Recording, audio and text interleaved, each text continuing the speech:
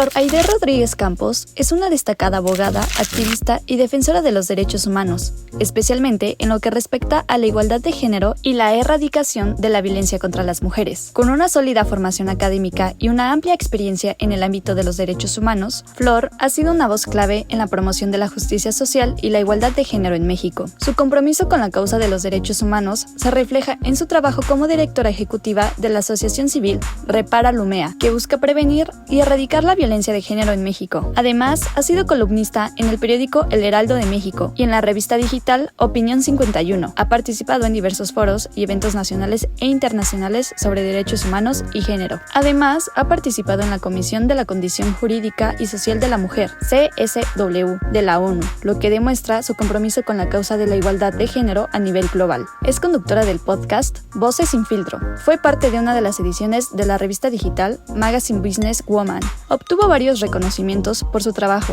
incluyendo el galardón otorgado por el Impulso Social de México como líder social. También ha sido entrevistada por diversas publicaciones y medios de comunicación, como Líderes Proyecto de Nación y la revista Líder México. Su labor como abogada, activista y defensora de los derechos humanos es un modelo a seguir para aquellos que buscan hacer una diferencia en la sociedad. Hola amigos, me da mucho gusto saludarles, pues estamos aquí en otro episodio más de Nosotras en Ruta. Miren, pues me da mucho gusto compartir con ustedes, ya ustedes vieron la semblanza de la que hoy es una compañera, de verdad me da mucho gusto, un orgullo tenerla aquí con nosotros y compartirla con ustedes, así es que pues la voy a presentar. Ella es Flor Rodríguez, es una compañera activista, defensora de derechos humanos, abogada, es una mujer de verdad que desde que la conocí muy insistente, muy aguerrida, ha tocado temas y ahorita pues nos va a comentar temas muy en específico sobre la defensa y sobre todo en este sentido de las mujeres. Así es que bienvenida Flor Rodríguez, me da mucho gusto. Ella, así vamos a poner aquí en el podcast, para que la sigan en sus redes sociales, pero sobre todo porque ella lleva un podcast que se llama Voces sin Filtro. Así es que bienvenida mi querida Flor. Muchas gracias Betty. Pues como decías, hoy somos muchas, creo que nos damos cuenta, ¿no? Sí. Cuando empezamos en este camino muchas veces pensamos que solo a nosotras se nos ocurre andar en estos temas y ya cuando estás en el andar te das cuenta que somos muchas, sí, y que siempre va a haber alguien que te dé la mano, ¿no? Sí, muy bien. Y eso es lo más bonito pues yo digo del movimiento, ¿no? Sí. Y de verdad comparto con todas ustedes que lo que dice Flor es real.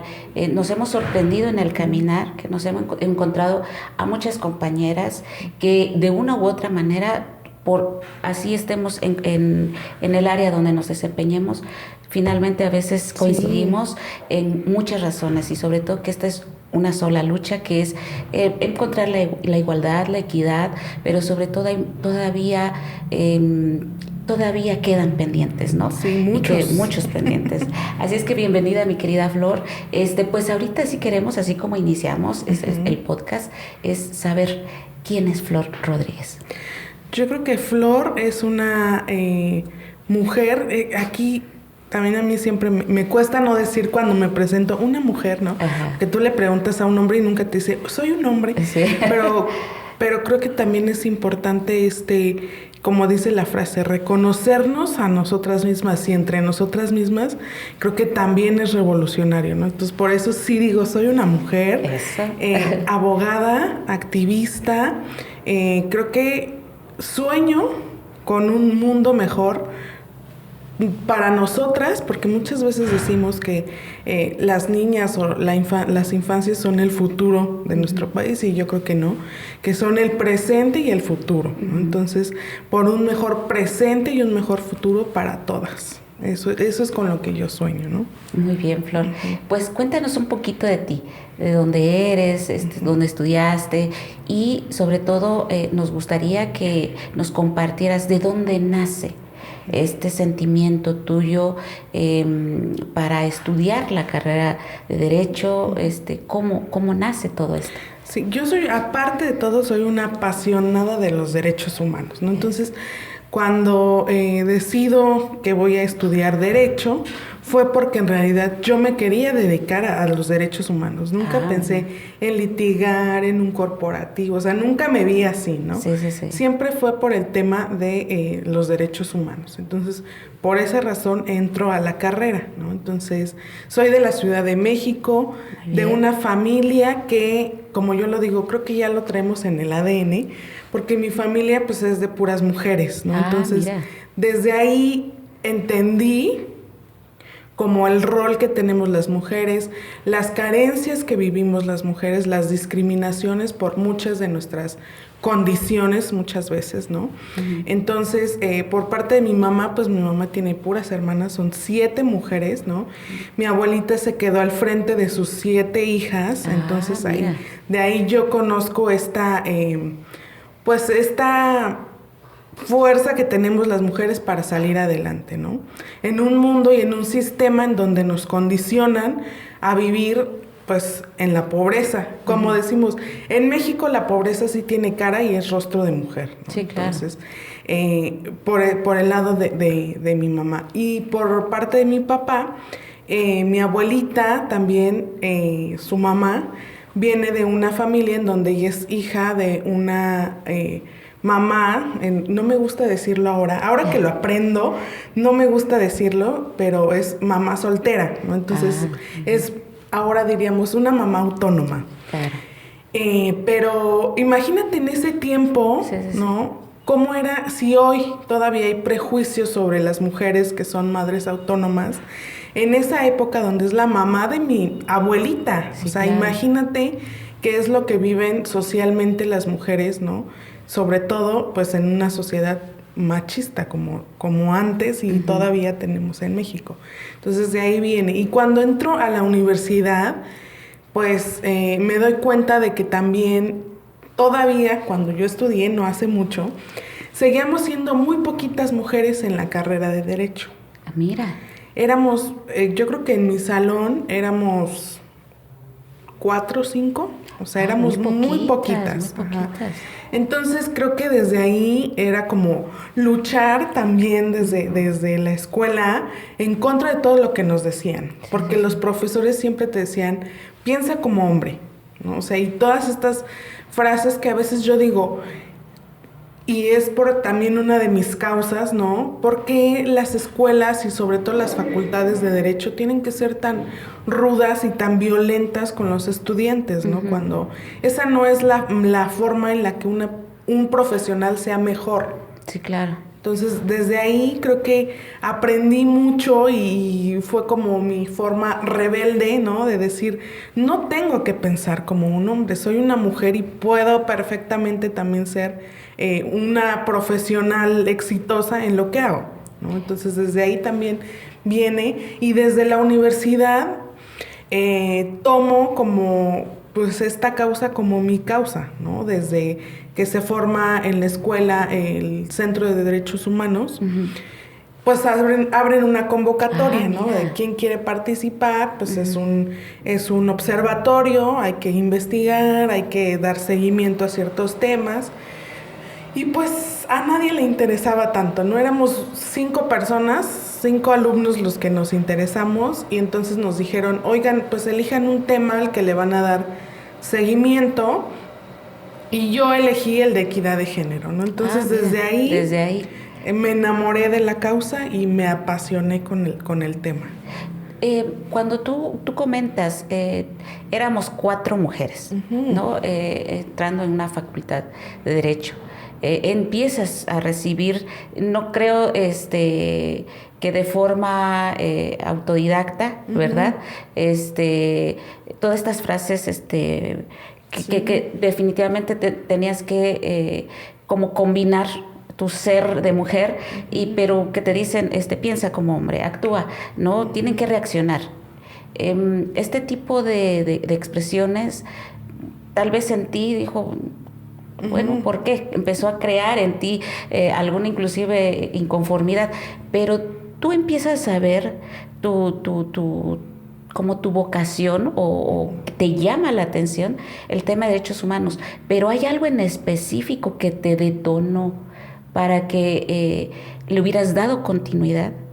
No, pues te digo, en el observatorio ya cuando empecé a investigar y me acuerdo que en ese momento se implementó en la Ciudad de México el tema de los vagones para las mujeres, ¿no? Como una pues medida afirmativa, ¿no? Que hasta la fecha pues sigue. Y me acuerdo que me metí como mucho en el tema y de ahí fue que dije, pues sí, es cierto, como que fui descubriendo que no solo era la discriminación o estos machismos que vivíamos las mujeres en mi esfera, ¿no? Sino que si tú abrías los ojos, híjole, la discriminación o las violencias eran mucho más grandes, ¿no? Entonces ahí fue cuando yo dije, aquí me quedo y de aquí soy. Y tú dices, bueno, por ejemplo, en tu escuela eso lo viviste. Cuando tú sales de la escuela, de la facultad, ¿qué es lo primero que a ti te nace por darle seguimiento a esta defensa de los derechos humanos? Pues para empezar, tuve durante los últimos años de la carrera, tuve una profesora que es con quien fundé después Repara-Lumea, ella como que me tomó como su pupila. Ajá, entonces ella me fue como ayudando mucho, ¿no? Fue como mi mentora. Y ella me dijo, oye, yo creo que si te interesan estos temas tienes que seguir preparándote. Sí, claro. Entonces, de ahí fue que empezamos, que yo empecé a buscar cómo podía darle seguimiento. Entonces, lo que hice fue, pues, meterme a la maestría. Muy Entonces, bien. Como que inmediatamente, después de que al otro día que terminé la universidad, me metí a la maestría, ¿no? Entonces, hice la maestría en Derecho Constitucional y Derechos Humanos, ¿no? Entonces, ahí fue que le fui dando como seguimiento al tema de los derechos humanos. Y pues yo me di cuenta eso, que tenemos que prepararnos, que no todas las mujeres tenemos esta posibilidad de hacerlo, que si tú te encuentras dentro de este pequeño porcentaje en nuestro país que lo puede hacer, tienes además una responsabilidad de hacerlo por todas las que no pueden hacerlo, ¿no? Y yo estoy de acuerdo contigo.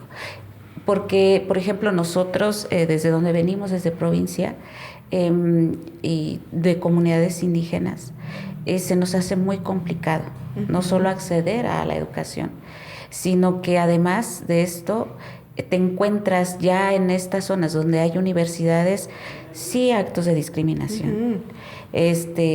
Sí también clasismo dentro de a veces hasta me sorprende porque dentro de la misma gente que de la clase baja, media, hay clasismo también. Pero te encuentras también oídos, amigos, brazos amigos o amigas donde te dicen, no se puede aquí, se puede acá, ¿no? O te ayudan, te van guiando también. Y qué bueno que tú contaste con una maestra que te ayudó, que te guió, porque a veces es muy complicado. Desde tu perspectiva como abogada, como mujer, ¿cuáles han sido tus experiencias con respecto a esta defensoría de derechos humanos, de alzar la voz? ¿Nos puedes contar ¿y qué tema o qué acto te marcó más? Pues mira, ya que tú mencionabas, yo creo que sí es bien importante el tema de tener siempre una red de apoyo, ¿no? Eso es como nosotras le ponemos nombre a siempre tener una mujer que te ayude, una mano que te ayude.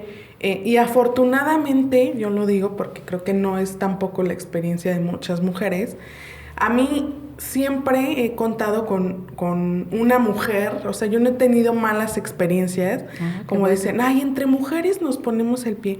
Yo la verdad nunca he tenido una experiencia, y a lo mejor esa es una parte muy romántica mía, ¿no? Que yo sí creo que pues las mujeres podemos hacer equipo y que como también dice un libro muy famoso, las mujeres que luchan se encuentran, ¿no? Sí, claro. Entonces cuando tenemos una causa en común, pues nos ayudamos. Pero, ¿qué ¿Qué a mí me ha marcado? Fíjate que ya después al principio como que empecé con un tema muy académico, ¿no? Entonces yo, además de estar terminando la maestría, pues como tenía esta maestra que me ayudaba, ella me jalaba, ¿no? Y ella pues ya era titular de alguna materia en la universidad, en los posgrados y demás. Pues fui aprendiendo, ¿no? También a dar clases. Entonces, dar clases es otra de mis pasiones. Ah, mira. Y Pero tú diste clases en la facultad.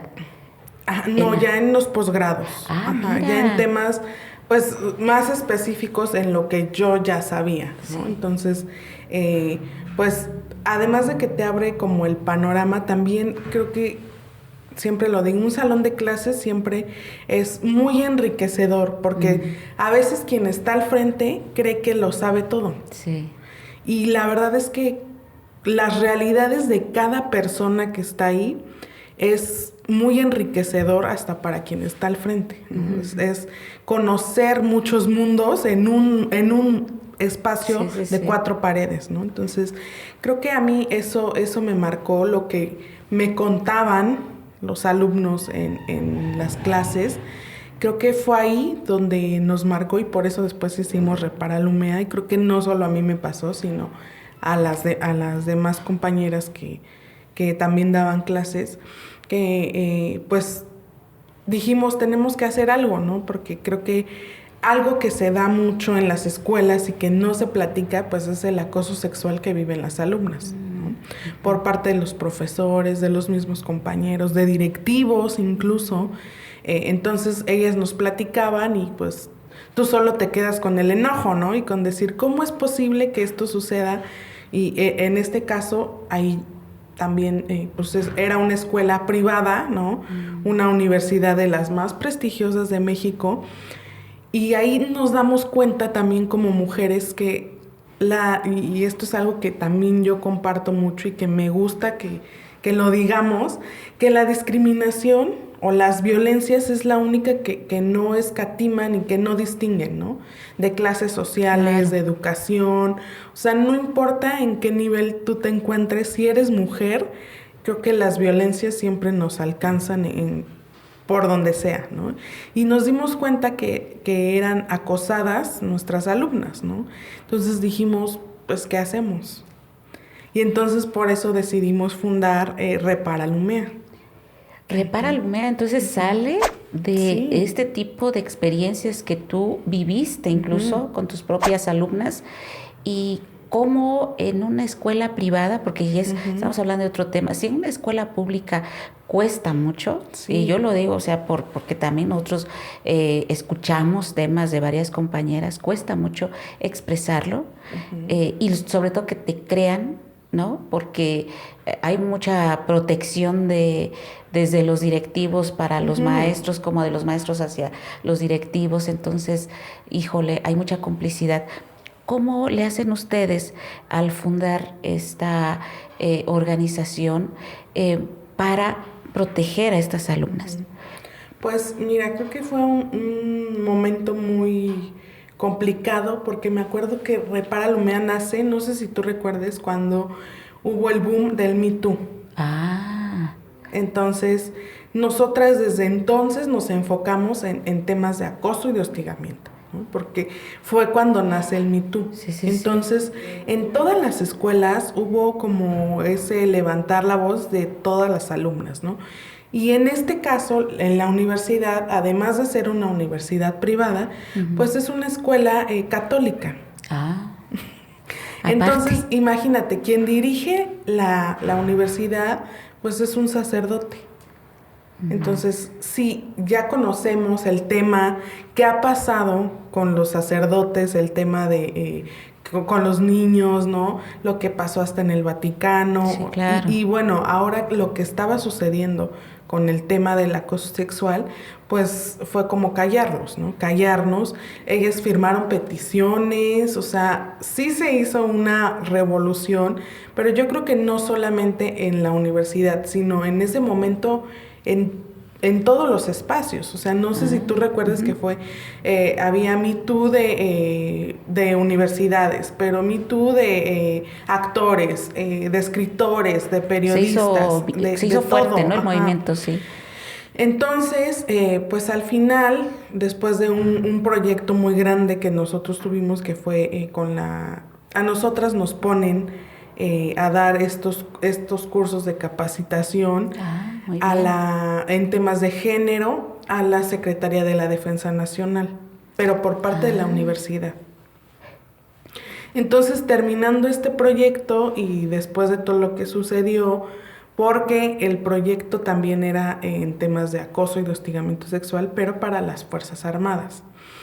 Entonces, también ahí se destaparon pues muchos casos, ¿no? Y pues ahí como que se volvió un caos. A nadie le gusta que hables de estos temas, y menos como cuando tú mencionas, quienes son los agresores, quienes ejercen esta violencia, pues son directivos, ¿no? En este caso, pues comandantes generales. Y pues terminaron por darnos las gracias en la universidad. No me digas. Sí, y bueno, despidieron a la maestra, y pues yo iba con ella, ¿no? Evidentemente. ¿Qué tiempo les llevó a ustedes, primero, el movimiento que hicieron en la misma universidad, y después de ahí que las hayan canalizado al tema de la Secretaría de la Defensa Nacional, o sea, ya con los militares? ¿Qué tiempo les llevó? Pues es que como que fue a la par. A la par. Como en ese momento se dio el Me Too, creo que todo el mundo quería atender el tema, ¿no? Entonces fue como a la par. Digo, el movimiento en la universidad no lo iniciamos nosotras. O sea, lo iniciaron las mismas alumnas. Entonces fue ahí nosotras más bien como expectantes, y después de que sucede esto y de que nos dan las gracias en la universidad, de que ustedes son muy buenas, van a encontrar muy rápido este trabajo, es que nace Repara Lumea. O sea, después de todo esto, después de todo este caos, nace Repara Lumea. Bueno, ahora que fue muy diferente el tema de la universidad al tema de los militares. Sí. ¿Qué diferencia encontraste? Pues fíjate, Betty, que yo no encuentro mucha diferencia, porque sigue habiendo la misma complicidad, ¿no? Siempre hay como encubrir a los agresores, y sobre todo cuando se trata de quienes tienen una jerarquía mayor a las víctimas, ¿no? En este caso, pues da lo mismo si era un profesor o si en este caso era un general, ¿no? Finalmente las mujeres siguen siendo las que siguen siendo víctimas, ¿no? O sea, y no encuentran, sobre todo en estos espacios, yo veo que es un poco más cerrado el tema de que puedan encontrar esa oportunidad donde ellas puedan, expresarse, que les crean, y sobre todo que se les haga justicia. Sí, yo creo que en el tema de los militares, a mí me parece, pues, si en la escuela cuando eres joven, ¿no? y piensas que reprobar una materia se te va a acabar el mundo, ahora ya en el ámbito militar, cuando es tu trabajo, cuando de eso depende tu familia, cuando muchas de las personas que entran al ejército lo hacen por una cuestión de necesidad, y porque para muchas personas esa es la única manera de poder estudiar, de tener un trabajo, de tener un ingreso, de superarse, ¿no? Entonces, a mí me parecía mucho más cruel las mujeres dentro del ejército que sufrían de este tipo de conductas, ¿no? Porque pues se tenían que aguantar. No me digas. ¿Escuchaste algún caso que te haya sorprendido? O sea, que te haya sorprendido de una injusticia terrible. O sea, que... Muchos. No me digas. Muchos, y que no solamente se quedaban, obviamente, en el acoso, sino que iban mucho más allá, ¿no? Ya abusos, a violaciones, o sea, muy, muy fuertes. ¿Y qué hacen estas mujeres, independientemente de... es mi trabajo, es algo seguro, de aquí puedo ascender, psicológicamente, ¿cómo ellas logran superar todo esto? Pues yo creo que además de todo viven en una institución que disfrazado de disciplina, les imparten como estos valores de obediencia, ¿no? De someterte, de tienes que obedecer, porque esa es parte incluso de su código de ética, ¿no? Con lo que ellos tienen que vivir. Entonces, por eso cuando veo el desfile militar y todo eso, a mí yo les tengo como mucho respeto y mucho cariño, porque yo conocí a esas personas que de veras trabajan en el ejército y que de veras dan la vida y dan las familias y todo por estar ahí, ¿no? Entonces, ellos crecen con estos valores. Entonces, también es muy complicado que tú les llegas y les dices, esto pasa y esto sucede, pero si el sistema no ayuda a que ellas puedan levantar la voz, ¿no? Es como, pues, sí lo sé y ahora lo identifico, pero no tengo nada que hacer, ¿no? Sí, son temas muy, muy complicados, sobre todo porque son espacios, y vuelvo a reiterar, cerrados, pues, ¿no? O sea, donde tienen sus propios reglamentos, sí, ciertos derechos, y yo digo ciertos porque están entre comillas, y quien no, simplemente muchas gracias y se pueden ir, ¿no? Eso es lo peor del caso. Y luego, ¿qué continuó, mi querida Flor? Y luego, pues ya continuamos, creo que decidimos que todo lo que había pasado, pues no solamente podíamos ser espectadoras, ¿no? Sino hacer algo. Creamos Repara Lumea, y con Repara Lumea intentamos en el 2019, presentamos una iniciativa en el Congreso de la Ciudad de México para reformar el tipo penal de acoso sexual en Ciudad de México. Pues ahí se quedó en la congeladora, ¿no? Aunque insistimos, dimos seguimiento, pues de nuevo, creo que a mucha gente cuando hablamos de acoso, de hostigamiento sexual, piensan que estamos exagerando, ¿no? Que son conductas que quizá basta con una sanción administrativa, ¿no? Que no va a pasar más allá, o que incluso son exageraciones de las mujeres, ¿no? Entonces, pues se quedó ahí en la congeladora, pero hemos estado como insistiendo, visibilizando el tema, también diciendo que la violencia sexual, cuando nosotros hablamos de violencia sexual, únicamente siempre se nos viene a la mente pues estos casos ya muy trágicos, ¿no? De violaciones, de abusos sexuales, pero que el hostigamiento sexual y el acoso sexual son las primeras expresiones de la violencia sexual, Sí, ¿no? es lo primero, sí, estoy de Entonces, acuerdo. si no le ponemos atención a esto, pues vamos a tener muchos más casos de estos, ¿no? Eso es lo que nosotras hacemos desde Repara Lumea, ¿no? Concientizar, ir a las escuelas, ir a los espacios, a las instituciones públicas o privadas, hablar de este tema, ¿no? A nombrarlo, porque acuérdate que lo que no se nombra, pues no existe. No existe, ¿no? Y a partir de que ustedes empezaron a ejercer este tipo de acciones, ¿has visto de forma personal alguna diferencia? O sea, ¿has visto que sí ha habido cambios? Pues por lo menos no diferencia, pero sí te voy a decir algo que sucede, que ya por lo menos nos tienen miedo. Okay. Que eso es algo que creo que también se lo debemos no solamente a nosotras y a lo que estamos haciendo en Repara Lumea, sino en general al movimiento feminista, ¿no? Ya cuando ven a más de 2 mujeres juntas, ya entonces les genera un poco de miedo. Y triste, eso es lo triste en nuestro país, que a veces necesitamos hacer esta presión social para tener justicia, ¿no? Yo escuchaba y he escuchado a muchas compañeras que he platicado en el camino y en estas entrevistas que dicen, si no gritas, no te escuchan. Y no es que quieras gritar porque estés loca o no tengas justificación o elementos. Es simplemente que lamentablemente todavía ahorita nos toca todavía seguir alzando la voz. Sí. O sea, a pesar de que hay leyes, a pesar de que pues ya como que se ha difundido más el tema de la paridad, de la equidad, aún así todavía tenemos que seguir alzando la voz. Sí, y es que podemos tener las mejores leyes, Sí. pero eso no implica este cambio cultural, porque lo que nosotros tenemos es un arraigo de esta cultura machista, ¿no?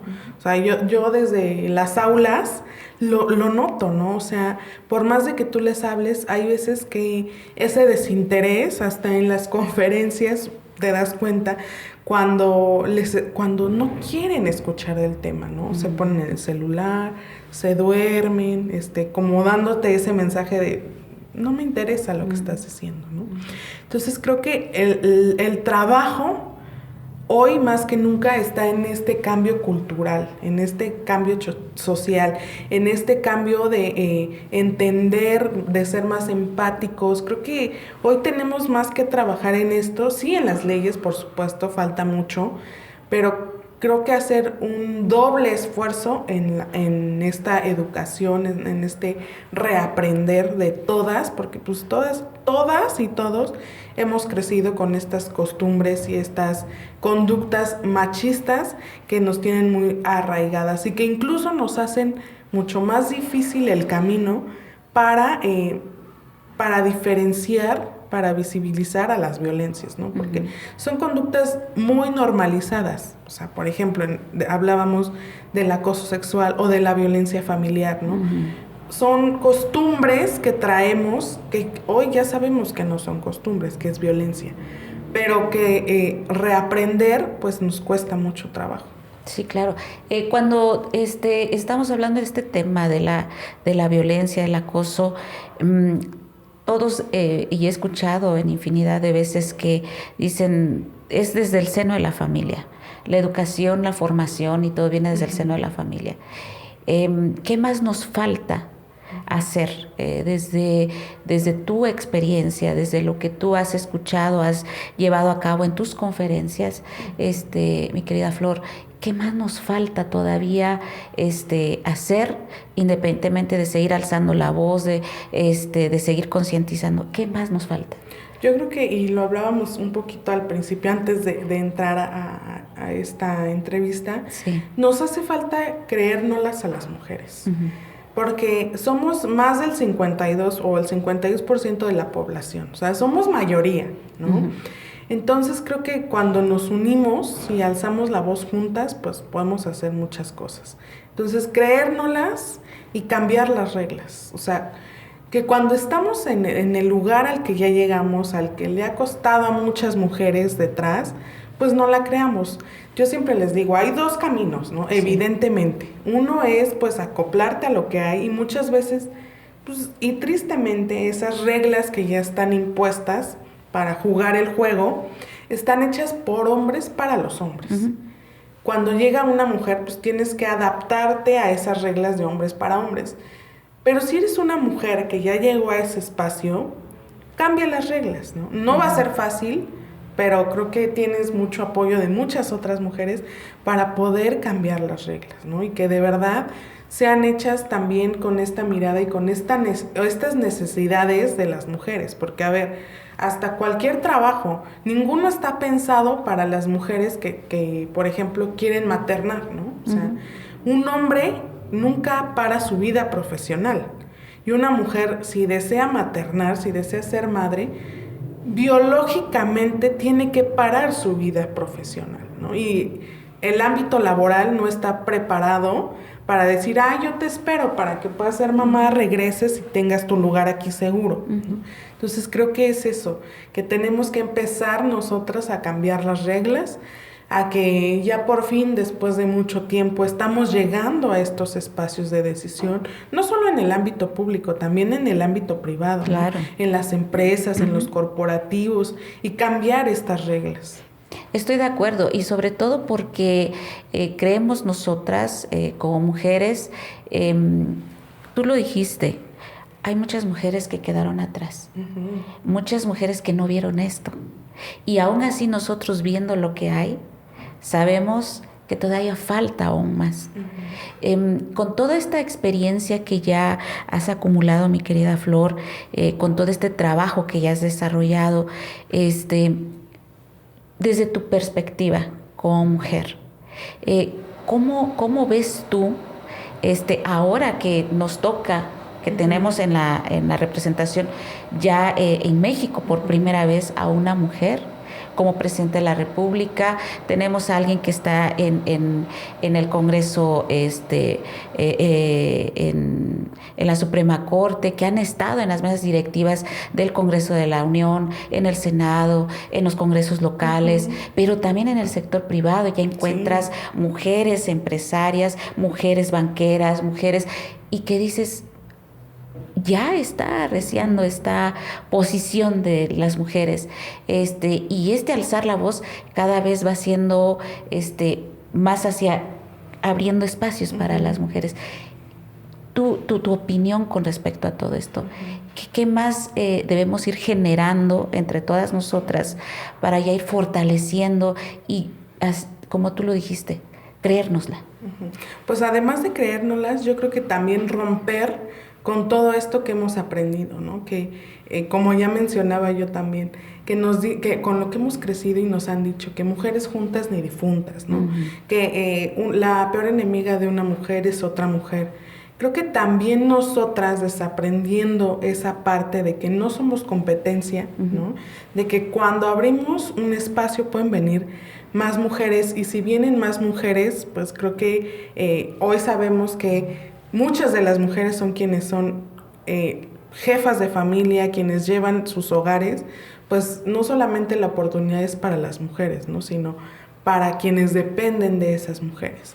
Entonces creo que creando más esta conciencia de sororidad, pero sororidad en la práctica, no en el discurso, ¿no? Porque creo que sororidad lo hemos escuchado mucho y es una palabra también que hemos mal utilizado muchas veces. Entonces yo creo que aprender que no somos enemigas, no somos competencia, que a quien le conviene que seamos competencia y seamos enemigas, pues es al sistema, ¿no? Porque entre más las mujeres nos releguemos a estos espacios domésticos y no a los espacios públicos, pues el sistema sigue siendo patriarcal, ¿no? Entonces, crear estos lazos, estas redes de apoyo, que como yo digo, cuando llega una mujer, que le abra las puertas pues a muchas otras mujeres, ¿no?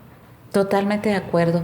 Pues pues así, aquí estamos haciendo pues una charla muy de verdad importante, interesante, que sí nos gustaría que haya más compañeras, pues no solo escuchen, se apoyen mucho, porque Flor, independientemente, ahorita vamos a compartir sus redes sociales, Flor también lleva estas capacitaciones, esta orientación, y de verdad nos ayudas mucho, Flor, con tus entrevistas, pero también con toda esta experiencia que tienes. Y aquí hacemos un par de actividades, mi querida Flor. Entonces, nos gustaría que desde tu perspectiva, desde que nos des tu opinión con respecto a tres frases. ¿Cómo ves tú, o cuál sería tu opinión sobre una mujer que está en la defensa de los derechos humanos? Híjole, que creo que está por lo menos en nuestro país, en una de las vocaciones, porque tiene que ser una vocación, sí, claro, más difíciles y más peligrosas en nuestro país, ¿no? Tristemente, creo que es uno de los países más peligrosos para ser defensor de derechos humanos, periodista y muchas otras profesiones, ¿no? Pero además de ser un camino peligroso y difícil, creo que es muy satisfactorio, ¿no? Porque las satisfacciones, siempre les digo también, nunca van a ser monetarias, siempre son más personales, pero saber que pones tu granito de arena para que pueda cambiar nuestro país, pues es una satisfacción que no tiene precio, ¿no? Entonces yo sí creo que hay que ser insistentes, hay que ser valientes, hay que tener una red de apoyo. Creo que tejer redes de apoyo, tener redes de apoyo es muy importante para este tipo de vocaciones, ¿no? Porque siempre hay que estar cuidada, respaldada, acuerpada para cuando se necesite ir a levantar la voz. Entonces yo sí creo que esto sería como para mí lo más importante, el tejer tus redes de apoyo. Sí, totalmente de acuerdo. ¿Y qué significa para ti Flor, una mujer en el activismo? Y para mí significa una mujer que rompe con lo establecido, con las reglas, con el sistema. ¿Por qué? Porque se da cuenta de que históricamente las mujeres hemos estado relegadas y que no pedimos más, y lo hablo en primera persona porque me considero activista. No pedimos más ni menos, simplemente lo justo y lo que nos toca, ¿no? Entonces, pues es eso, ¿no? Una mujer que rompe con todas las reglas, que vive en primera persona pues todos estos padecimientos y todas estas injusticias desde que nacemos por el simple hecho pues de ser mujeres, ¿no? Así es. Y bueno, pues por último, que es la pregunta pues esencial de este podcast, es preguntarte para ti, ¿qué es la paz? Para mí la paz, yo creo que primero es lo que necesitamos, no solo en México, sino en todo el mundo. Pero la paz pues es este estado en donde todos podemos convivir, compartir, pero sobre todo creo que también la paz se caracteriza por el respeto, por la tolerancia, ¿no? Para mí pues eso sería como lo más importante, que la paz también va acompañada del respeto y la tolerancia. Pues muy bien, amigos, amigas, escucharon ustedes a una gran amiga, activista, abogada, muy interesante la historia y toda esta información que nos dio nuestra querida amiga Flor. Cualquier cosa, de verdad, sé que es una mujer muy comprometida porque yo he platicado con ella, en una ocasión ella hasta me orientó de cómo podríamos, de verdad, pues echar a andar algunos sino cómo referirnos al tema que nos preocupaba en ese momento. De verdad, Flor, ha sido esa red de apoyo que se necesita y que pues no te tiende la mano en el momento. Así es que, mi querida Flor, muchas gracias. Aquí, si nos permites, sí, vamos a compartir tus redes sociales. Sí. Síganla, por favor, allí en Voces Sin Filtro. Por favor, ahí acompañen a nuestra amiga Flor. Y pues ustedes saben, aquí estamos nosotros. Te agradezco mucho que nos hayas acompañado, mi querida Flor. Muchas gracias a ti. Y me parece que debemos abrir más este tipo de espacios. Tenemos que tener esta voz y este micrófono y también saber tener esta responsabilidad para compartir. Hoy en día creo que estamos llenas y llenos de mucho contenido en las plataformas, pero convertir ese contenido en contenido de valor, ¿no? Entonces, siempre el contenido de valor pues se agradece. No, muchas gracias, Flor.